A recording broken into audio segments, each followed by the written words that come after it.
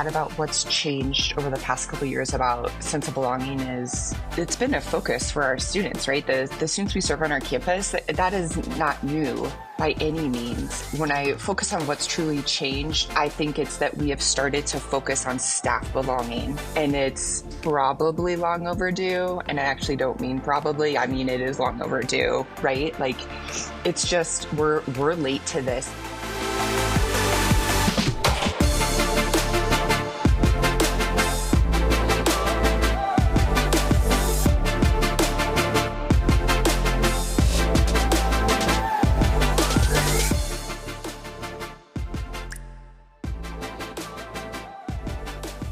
Oh, you weren't recording that? Because actually you being the blooper would have been... we're going there. We're going there. Now he has controls. He doesn't have controls when he made a mistake and he didn't record that.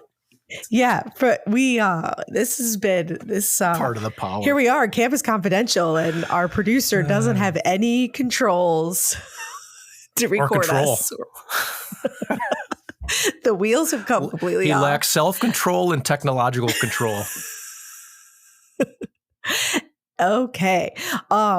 Yes. So Campus Confidential, Loren. Yes, here we are. Here we are, another episode. We seem to have our technology in the background fixed. All fixed, our listeners can let us know when they hear us. So today we are continuing on our journey around leadership, and sense of belonging was our focus for today with a couple of campus folks. So you want to tell our listeners who was on? Yeah, sense of belonging for employees, just to be clear for folks who are listening. We talk a lot about sense of belonging for students, but this is about sense of belonging for employees. And you'll hear in the episode, of course, why that matters. But we had two guests with us today, the first of whom was Earl Cabellon, who is the Interim Director of Staff Experience and Culture for the Division of Student Affairs at the University of Maryland in College Park. He's been at the institution for over 20 years, primarily those 20 years, as I understand it, really all in student and staff training and development. So it comes to this topic with a real career commitment. He also is, not incidentally, a certified personal and leadership coach with his own private practice and, a speaker. I know he's regularly a speaker at higher ed associations and just did a webinar, in fact, on staff well-being in the fall. So great to have him with us. And then Dr. Erin Patchett, who you will hear sometimes call EP. She goes by EP and Erin. She's the Director of Administration and Assessment for the Recreation Department at Colorado State University. Been there about 14 years, previous work at Santa Clara University and Stanford University. And because it's NCAA season, I'll mention as a graduate of the University of Iowa. And I think, Kelsey, you mentioned you loved her auto reply when you emailed her. It said, "I'm watching the game. I'm not available because I'm watching the game." So I'm watching women's basketball. That's what I will get back to you when it's done. I love it. I'm watching women's basketball. Caitlin Clark, go. And also not incidentally, starts a term here any day now as the president of NERSA, which is the Recreation Campus Leaders Association in Higher Education. So great guest today. Really was. And, as you're doing the introductions and I'm thinking back to the episode, one thing that just occurred to me is there any other industry that thinks about their customers' sense of belonging more than their employees' sense of belonging than higher education? I don't know. I suspect so. I mean, I don't know. It's a great question. I maybe healthcare, like in a hospital, you care about your customer's sense of maybe it's safety, health and well-being. Maybe in senior living, you care about, the community and the people feeling like they belong there.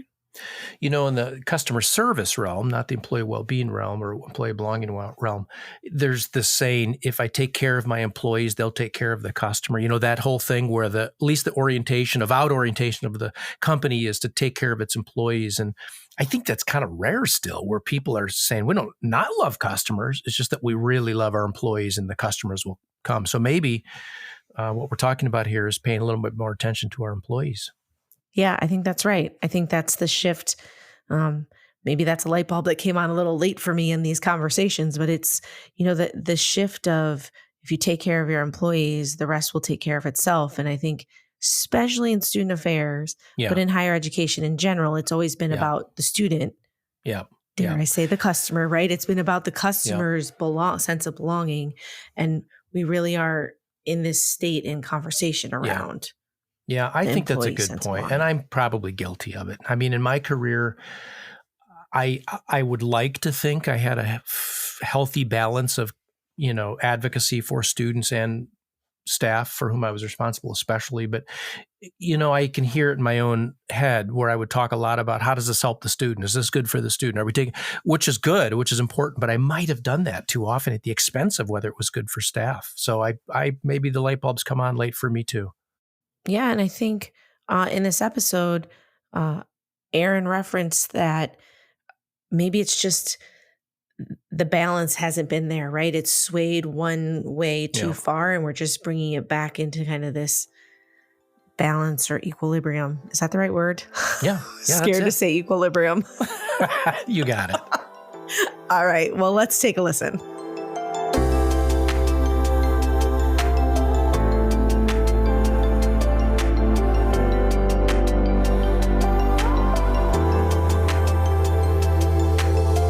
All right, here we are for another episode of Campus Confidential.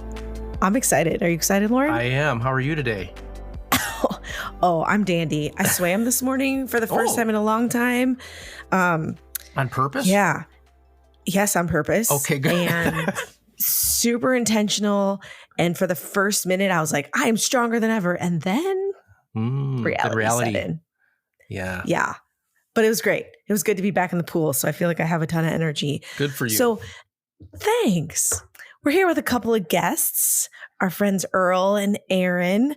But before we jump into conversation with them, let's just remind everybody that we're in the middle of our mini series around leadership. And today we're talking about sense of belonging or sense of purpose, which I'm really excited about, especially for the guests that we have, because I think they spend a lot of time focused on this. Mm-hmm. So, Loren, why don't you remind our audience kind of why this topic's important in this series? Yeah, as our listeners know, we've been deep in E15 research, and we've maybe hypothesized a little bit that one of the things missing is employee sense of belonging. So I fear a little bit, people may think this is a little frou-frou or very emotional, but so I took a look at some statistics that are not higher ed statistics.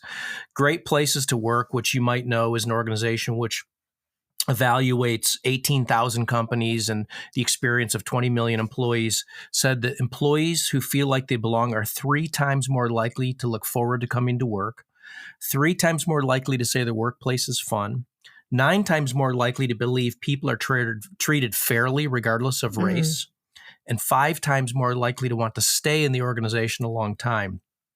Better Up, which is a business leadership coaching platform, there was an article in Forbes in February. I can't remember the day, but in February of 2024, so just this year, when employees feel like they belong, this article said companies experience a 56% improved job performance, 50% lower turnover risk, and 75% fewer employee sick days. And then finally, the American Psychological Association in their survey last year, 2023, said that 94% of respondents report it's important to feel like they belong in their workplace. 30%, if you can believe this, report their workplace does not support them because of their identity. And 1 out of 5 do not feel like they belong at work. So when you really add it all up, one of the top 3 reasons employees give for leaving a job is sense of belonging at work. And it's not even in the top 10 for why employers say their employees leave. Big gap. And it impacts business and organizational performance. It's not just sort of a frou-frou kind of thing that everybody's talking about. It matters for business productivity and organizational performance. So that's really, I think, why Kelsey and I, to those who are listening, thought this was important to talk about. And we've got 2 great guests with us today. And I guess I want to start with all of that said. Why does this topic matter to you? What's on your mind relative to employee sense of belonging? What do you think is important for people to hear and know about it? EP, how about you? So, sense of belonging, why does it matter? Feels like such an easy question, right? It does. I start with the easy ones. We always start easy. I'll just admit that It's hard to take myself out of some of this stuff as well. A lot of what you just talked about, a lot of what I read from the reports, everything, I feel it in my bones. And then I need to hold it as a leader, right? As a supervisor. So I personally think sense of belonging matters, because when things get hard, like they have been for 5 straight years now, basically, sense of belonging, I think keeps me grounded, right? It keeps me coming back through just ongoing, never ending problem solving and decision making and tackling hard things and navigating conflict and holding people accountable and holding self accountable. So I think knowing that I get to come to work salty and my staff is like, yep, we feel it, right? They get it. Instead of having to come to work and pretend like I'm someone I'm not and that I'm not feeling these things, I think that's, to me, why sense of belonging matters. And then when I think about what I've heard outside of self, right, this is not just about me. It never is.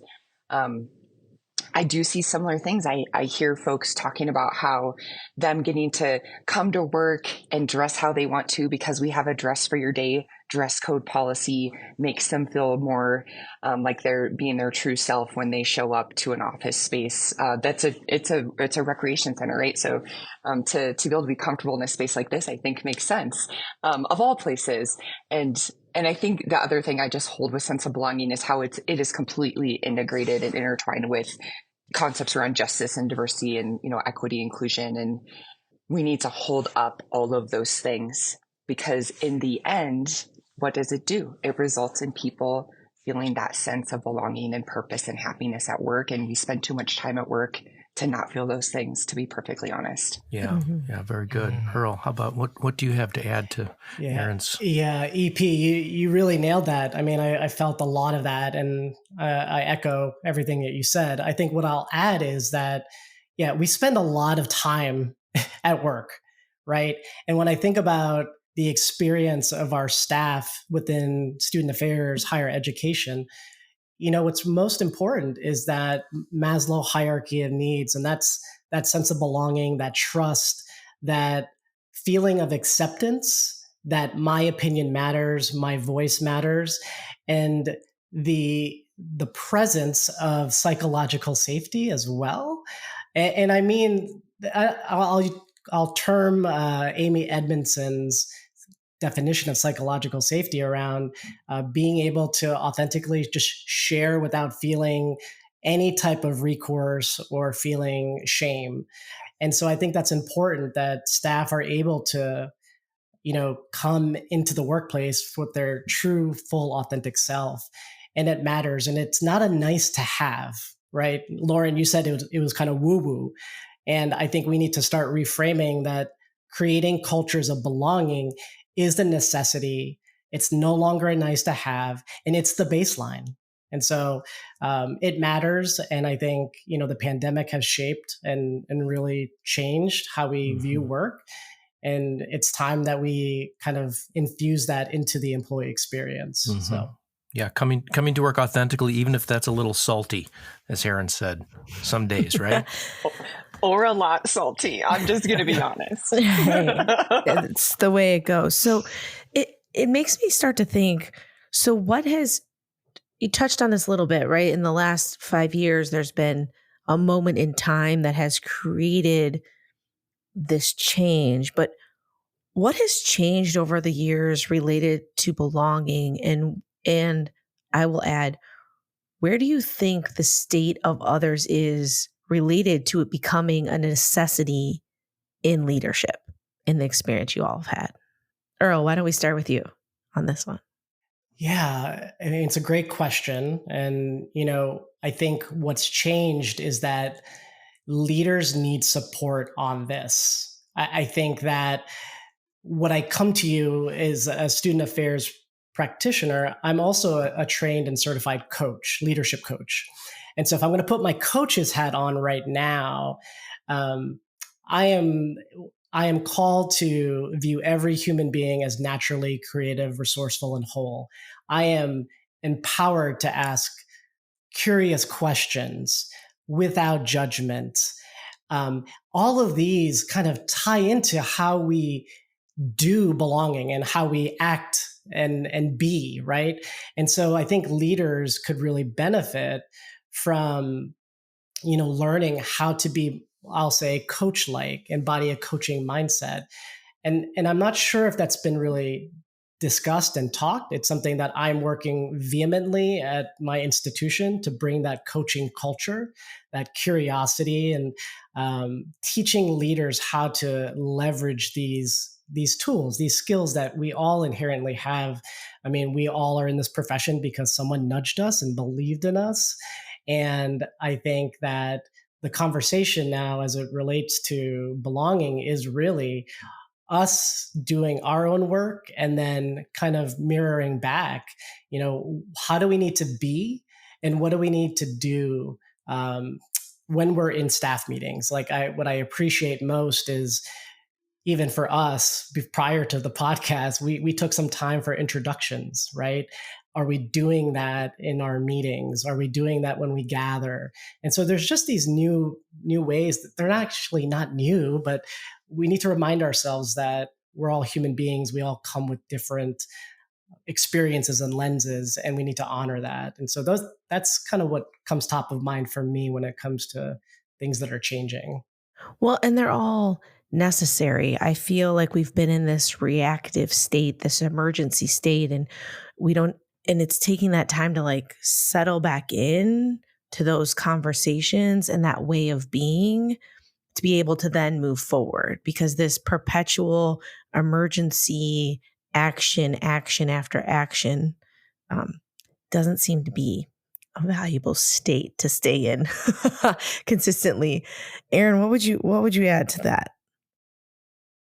I think what I would add about what's changed over the past couple of years about sense of belonging is like it's been a focus for our students, right? The students we serve on our campus, that is not new by any means. I think when I focus on what's truly changed, I think it's that we have started to focus on staff belonging, and it's probably long overdue. And I actually don't mean probably. I mean, it is long overdue, right? That's right. Like it's just, we're late to this. And I guess I'm not surprised higher ed shifts a little slower than some other industries, right? So we might learn of an issue and then it takes a long time to come around and fix it.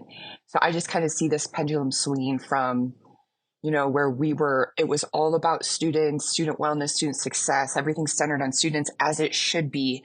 And everything needs balance. And we are probably out of balance. And again, I said probably, but I don't actually mean that. I feel that we are out of balance. And we need to come back to this place where what we do for ourselves as staff and for our teams, like as supervisors, leaders, starts to center belonging, wellness, community, equity, all of it, right, for the staff themselves. It's gone too far. It's gone on for too long, I think.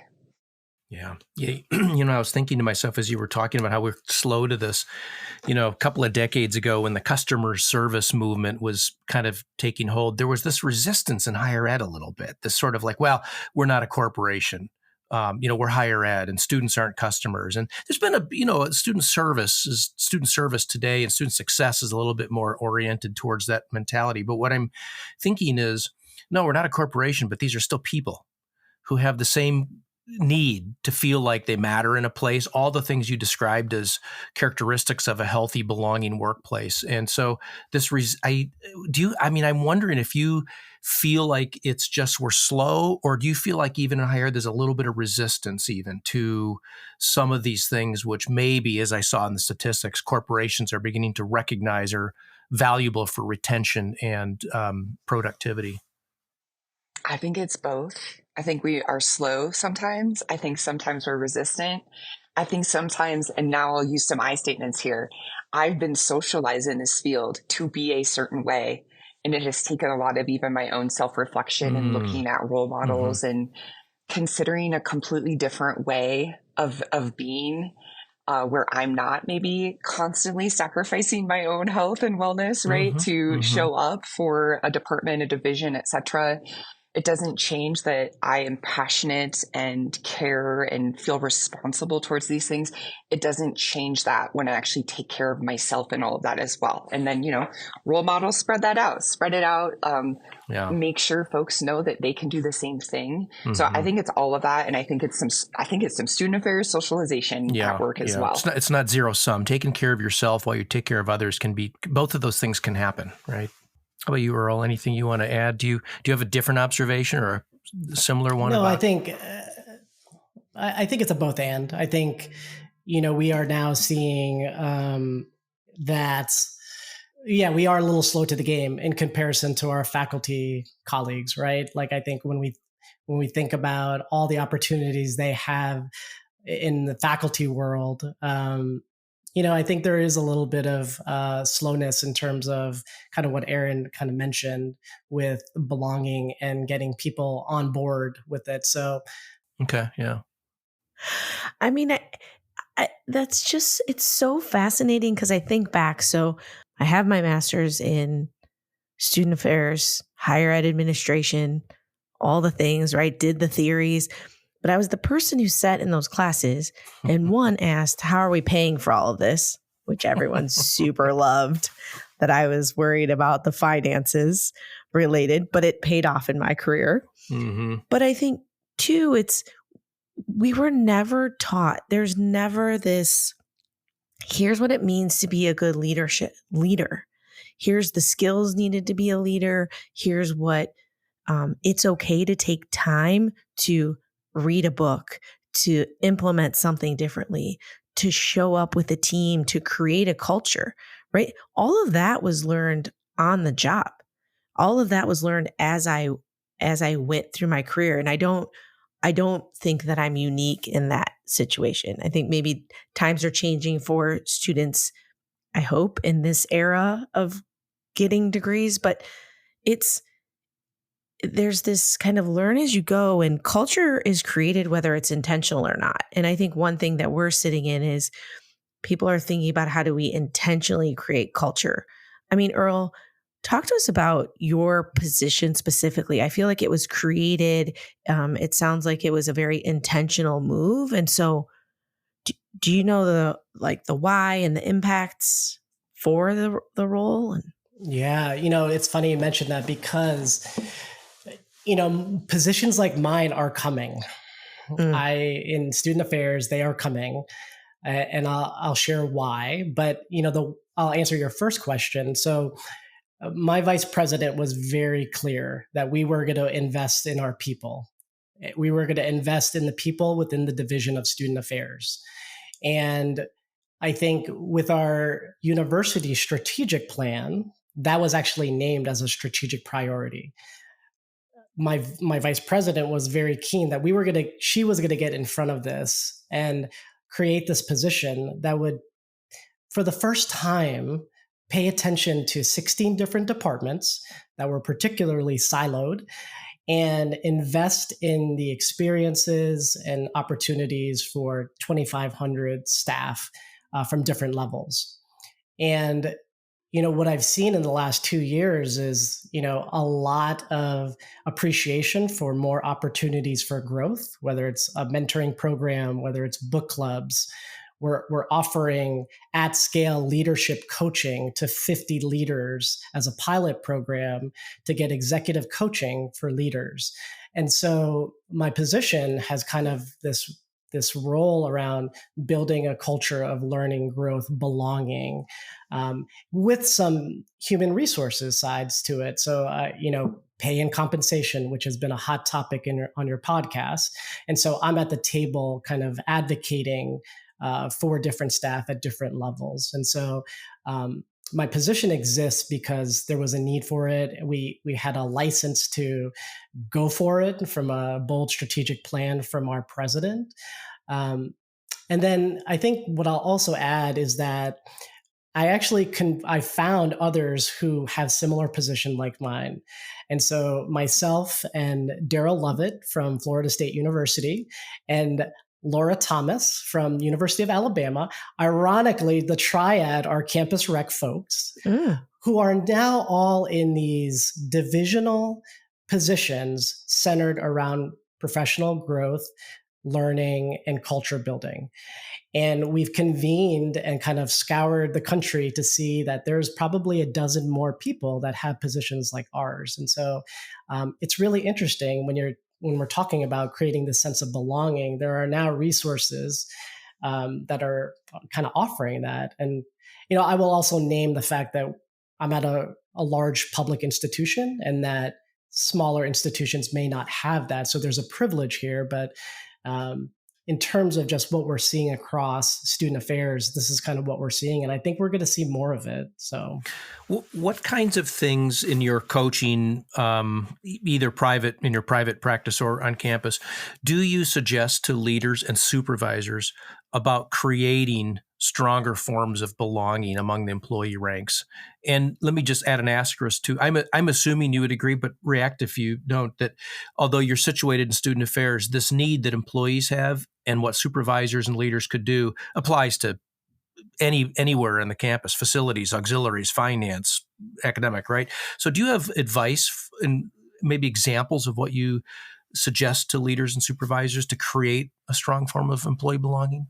Things they can do? You mentioned starting meetings with, introductions, for example, but other things?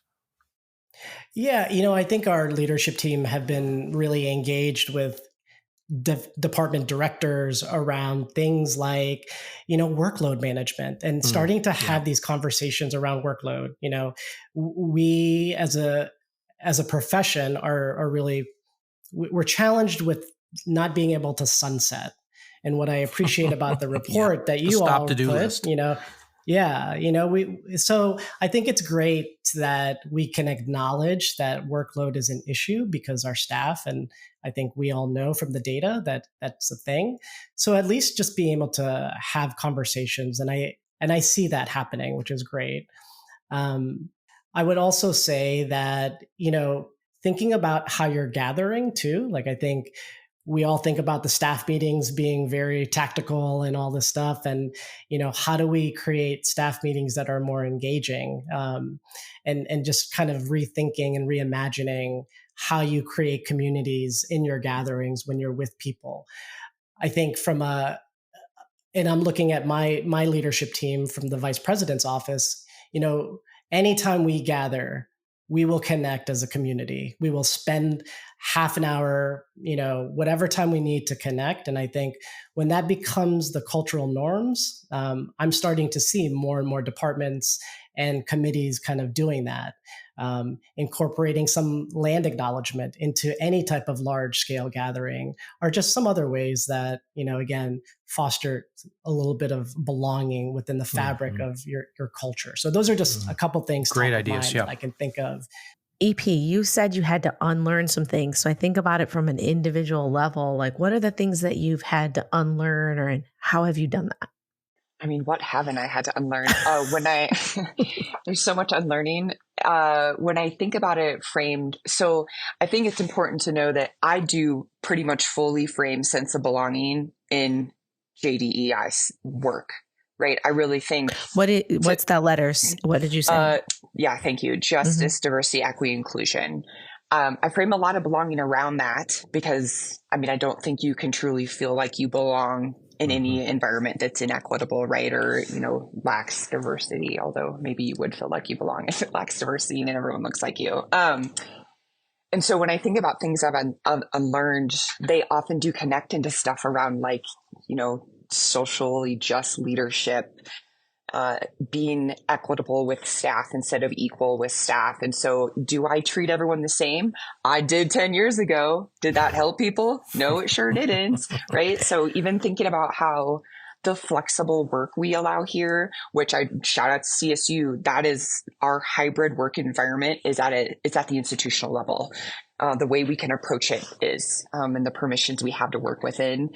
But then even within my own team and how we approach it, it's about them as a person, how they work, but also what their position requires. And I think 10 years ago, I wouldn't have approached it that way. And thankfully, I've, unlearned some of that and relearned that you can be individualistic with the people and their needs And then you can still scale that. I think sometimes we tell ourselves that like we can't scale things if we treat individuals as individuals. I would disagree. There's ways to find both in that. So I've unlearned some things around work. I've unlearned some things around how we do or do not check ourselves at the door. I think actually that was probably one of the hardest things I learned as a young professional. And some students probably, didn't have a great experience with me as a result of that. But I don't check it at the door anymore. Who I am as a person shows up with who I am as a professional. And when you think about sense of belonging, if you can't show up as the person you are at work, you are never going to feel a complete sense of belonging, right? So I think those are a couple of things I've unsocialized thanks to hard feedback, right? Or good role models, or both. Mm-hmm. Feedback is love. My dissertation process was a place to learn that in all of its truth and glory. Sometimes it's not given very lovingly. Yeah, it doesn't feel like love in the moment, but I can look back and see where feedback was love. Yeah. I was going to say you've both spoken quite a bit about individual, authentic self. And just because I saw this, I want to reference a couple of back to corporate. It's not just a higher ed thing, what employees need. These are the kinds of ways the corporate world is describing belonging at work. Belonging is an employee's sense that their uniqueness is accepted. Belonging is more than feeling appreciated. So thank yous matter, but it's more than that. It's deeper than that. It allows employees to retain their uniqueness. Belonging is when you feel like an insider. So all of these ways that you've talked about authenticity and individuality and uniqueness and bringing all of that to work is really the way, even outside of the higher ed context we're using today, companies, I think, corporations, at least the more enlightened ones, are recognizing that these things matter for all the statistics, that I mentioned earlier in the episode. So I want to thank you for keep bringing that up, because that's really the way the world is defining it too. So I'm going to go, it's the way the world's defining it. It's easy to put in an article, like, here are the 4 things that need to happen, and everyone's doing it. And we all know that's not true, right? There's people that believe in it and are working towards it. But I think there's still, maybe I'm in a little bit of a pessimistic mood at the moment, but I still think the larger majority hasn't bought into it yet. Well, it's not done well. I think, yes, not done well. So it feels risky to show up as your authentic self, your full self for some people, right? I don't know that it's all those environments are created in the same way. So how do you, as leaders who believe so passionately about this, help move others who maybe don't see it as a priority yet or understand at its true core? How do you help move other people? Because really, I think that's where individual at scale comes into play, because as individuals, we can sit here and have one belief, but how do we move others and continue to change and adjust ourselves as needed? Yes, so many thoughts. How do we move this, right? How do we get the people who need to hear it to listen and do differently? Mm-hmm. And I mean, I think some of that is the work of folks in leadership roles, 100%. And some peer accountability, right? So I think about who's at my level in my department, but also who are those folks in my division, because I do have some divisional responsibilities. And so I think some of that work is actually being the person who has the conversation about the way what you said has this kind of impact, right, on culture or on process or procedure, whatever it is. I'm a little bit of a broken record. I feel like I've been talking about similar things for like 10 years, but what they're framed under is different. I think now maybe it was framed under something like leadership or, diversity inclusion, and now it's framed under belonging. But I think in the end, we've always been talking about fairly similar things, right?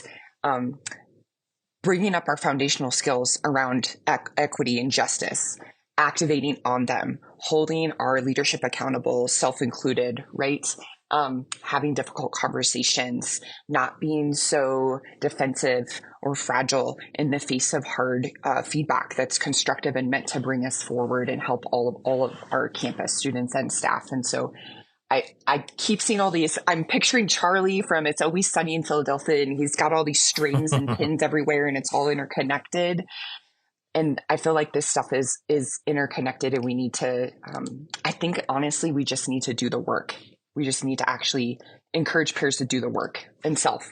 And let me say, I appreciate your leadership accountability point. And if you're feeling a little pessimistic today, Kelsey, maybe I'm feeling a little soapboxy today, but I think it's practiced so poorly and the accountability is so low for things that are hard to measure that in our episode with, Julie and Molly, we talked about how hiring officers, people in leadership roles will often say, I want somebody who can create culture, who can encourage employees, but then we hire for technical skills, not the hard stuff, that it really is the things that employees are saying matter to me about being here. And so I would harp, I suppose, a little bit on this accountability and leadership obligation. It's why it's hard. It's why there's so many books. It's why there's coaching practices, Earl. It's why turnover can be frequent. That is so hard to do and so important. And I think the accountability is, we have to hold each other, and those in positions who have leaders reporting to them have to hold those leaders to a level of accountability on the stuff that's really hard to measure, but fundamental to whether or not this is a healthy workplace. So I appreciate you raising accountability. Well, and I think self-accountability plays into that, right? I think about, Erin, your comment hits so true to me. And earlier in my career, one of my supervisors was like, I need you to not be so defensive it was all about being defensive on feedback, right? And in my head, I was like, what are you talking about? I was like, oh, wait a minute. I'm being defensive about feedback. I'm being defensive. I was like, oh, I got a problem. I'm going to have to back this up for a few minutes and really think about it. But I think accountability starts with yourself and having practices of how do you think through what's happening for you in that moment and how it's having an impact and how it all plays out. Earl, would love to hear your thoughts on this. Yeah, let me address the people who need to hear it, because I guess my take is, and it's a little bit different. I'm not going to be salty, but unless you're feeling that way today, you just be who you are. Yeah, no, I'm okay. But what I appreciate at my institution is the fact that there's alignment with leadership, right? When the president, the provost, and the vice presidents are aligned, that trickles down, right? That matters.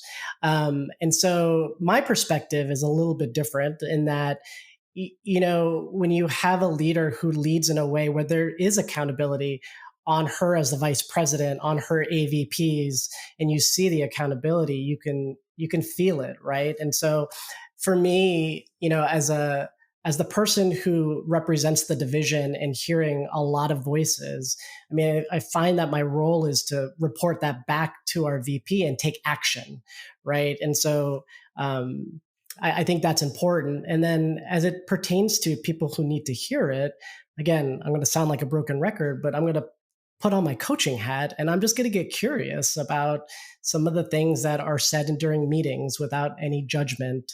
If something was an ouch moment or may have, caused harm, I think those are the skills. I mean, Kelsey, you learned that nobody teaches us these skills when we come out of grad school, but I mean, these are the skills that I've learned as a coach that I can use in my everyday interactions with leadership. And I think the other piece is that, I do believe that it's important that we center our work around this framing that we are educators and we're here to impact the staff and student experience. And so those are just, some of the things that resonate with me. Mm-hmm. Yeah, I love what you said, that you can feel accountability.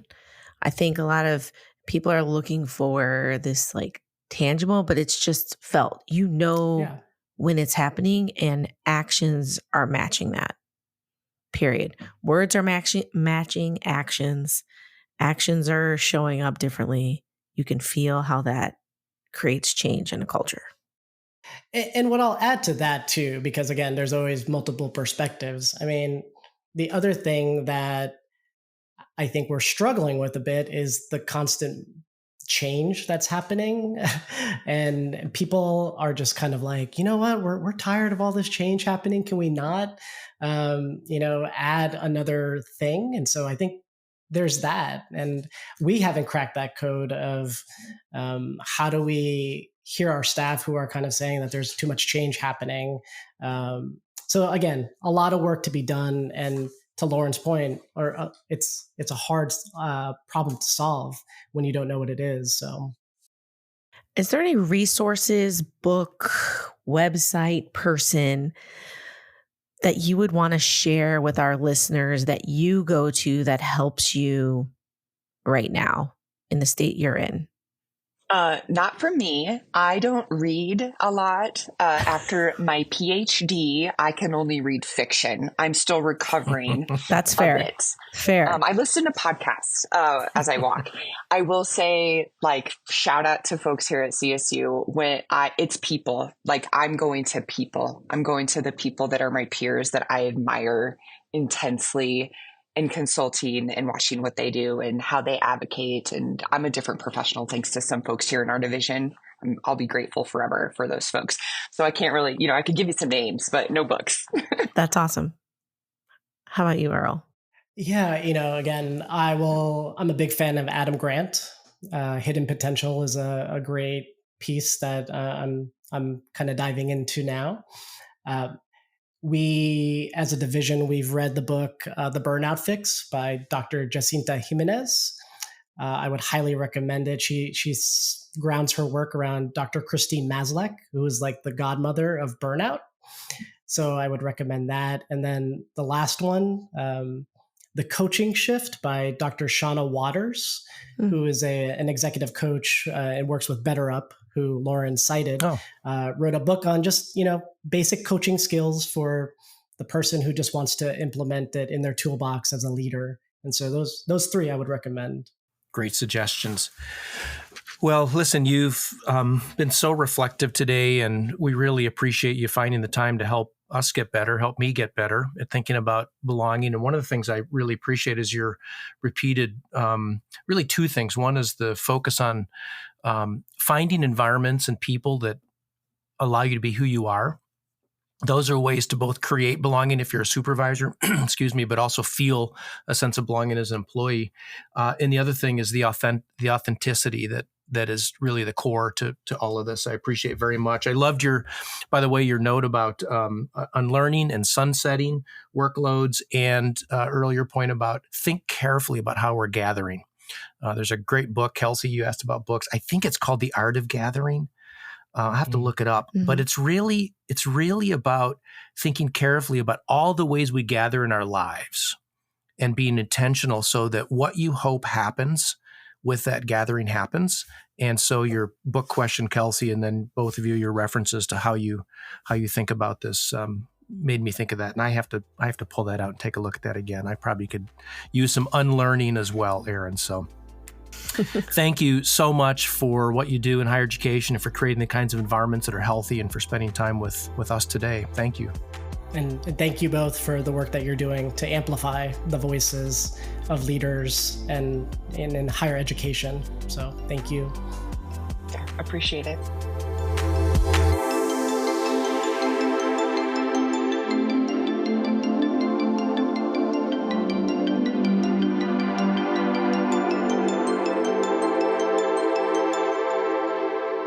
Are we ready for extra credit?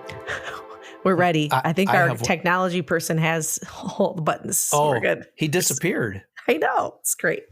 Wait, is he supposed to? Is he still with us? He's there. We're fine. Oh, okay. Thumbs up. I can see him. The wheels are coming out. Okay. Okay. So here's a question for you. Can you talk about a time that you've done something to help employees feel more connected to their jobs, the workplace, maybe feel a stronger sense of belonging and connection to the environment that they're working in? I can. I will say I'm not sure in the moment when I was doing this, it was grounded in making people feel more like they belong. I do think it was more about them feeling more connected. I hate strategic planning. I hate hate's a very strong word. I dislike the structured, standard strategic planning process. I believe in strategic plans. I believe in having to think about where you're headed and roadmap, all that. But what I chose to do, and it really worked well and I did this at Cal, is I brought the team in and I said, we are creating a strategic plan. And we all came up with kind of the 3 to 4 buckets for direction. And then I said, you go back and you decide 2 to 3 initiatives that you want to do. I don't care what they are. You just decide the initiatives, say what you need for them, and why it's going to have an impact. And sent them all away. And then we did it in presentation format. So then they presented to each other as peers and said, here are the 2 to 3 initiatives. Here's where I think they fit in the strategic plan, and here's why. And it was probably the best strategic plan I've ever had for a department. How long did it take? In totality, we probably did it over the summer. So we started in end of May. That's pretty fast for strategic planning too. I mean, usually it's a year and people. Yeah, screw that. Yeah, it was like, and we had people that were like, I want to start a book club to help create connection in the department. So that was one of their initiatives, a book club. They read 2 books in a year, Great. Yeah. We had metrics. It had to be measurable.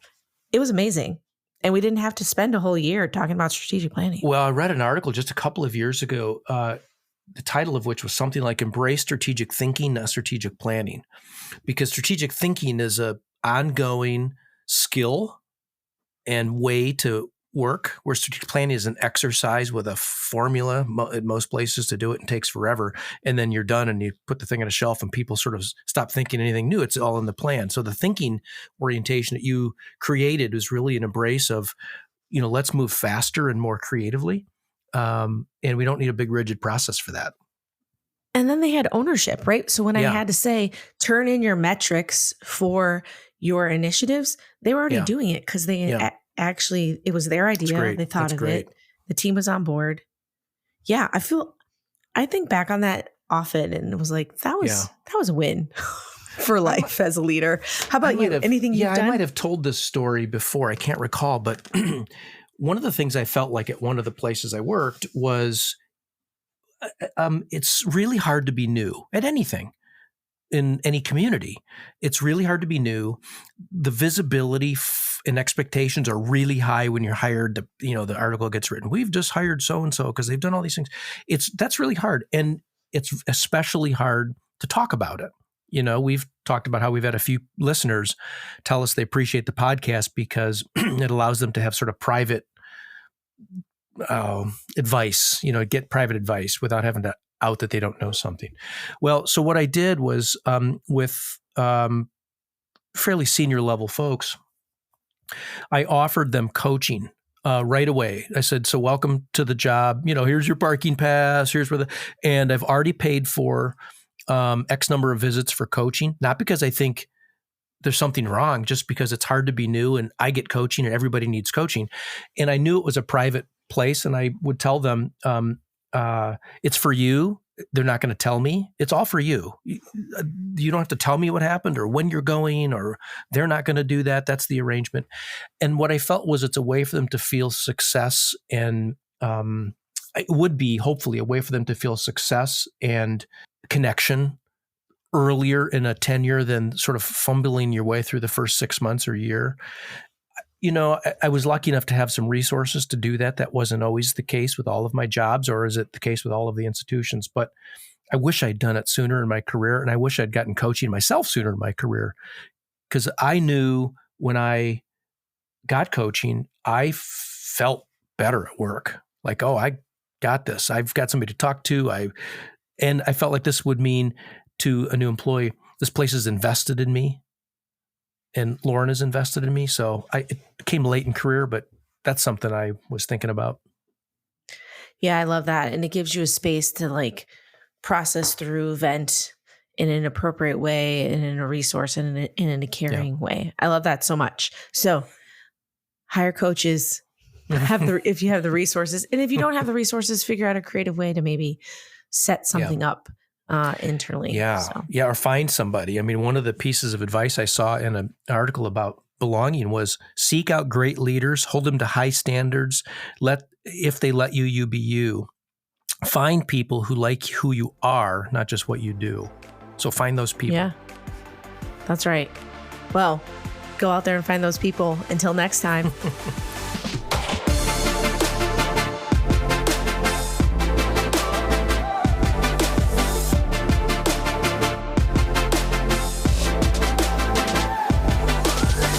Campus Confidential is presented by Compass Group, produced by Corey Inscoe, with your hosts Kelsey Harmon Finn and Loren Rullman.